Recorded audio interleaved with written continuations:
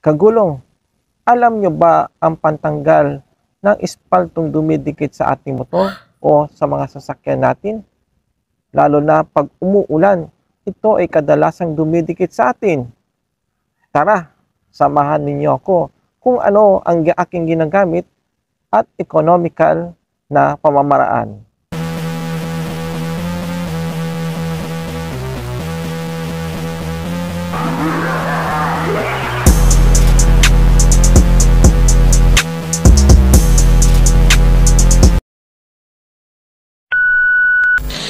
Ito, alam nyo ba ito mga kagulong?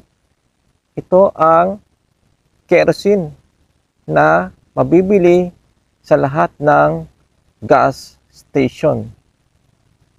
Tara, titingnan natin. Ito ang front fender natin mga kagulong.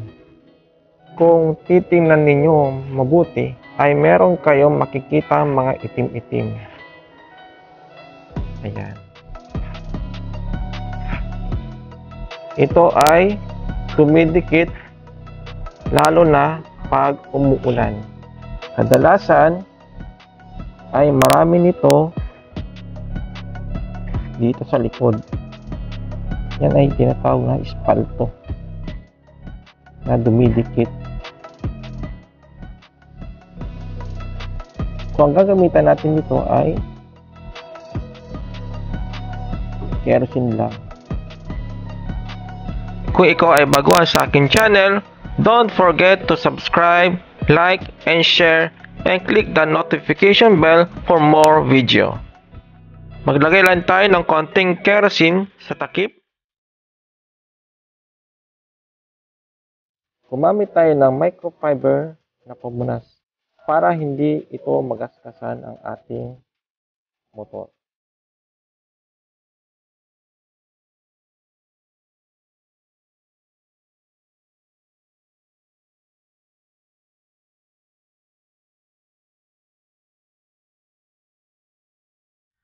Punasan ang mga dumi na pa-counterclockwise ng dahan-dahan para maiwasan ang pagkawala ng pintura.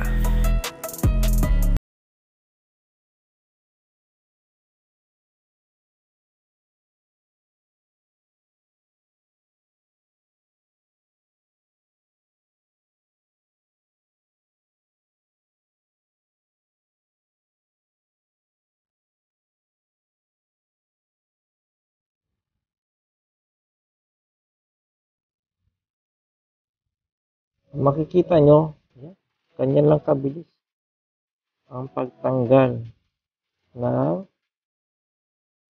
espalto sa ating front fender.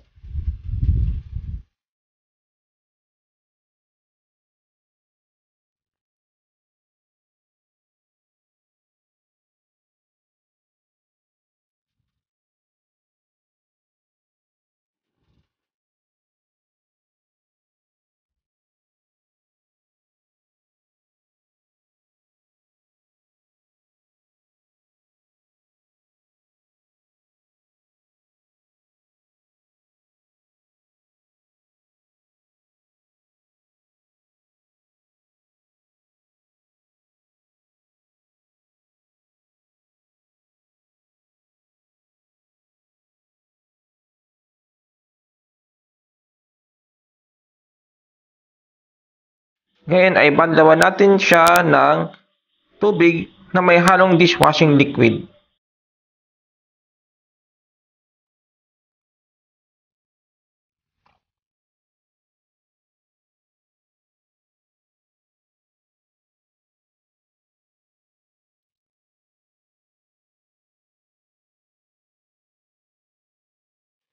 Thousand years later. At iyan mga kagulong ang resulta, balik-kinis at alindog. Wow!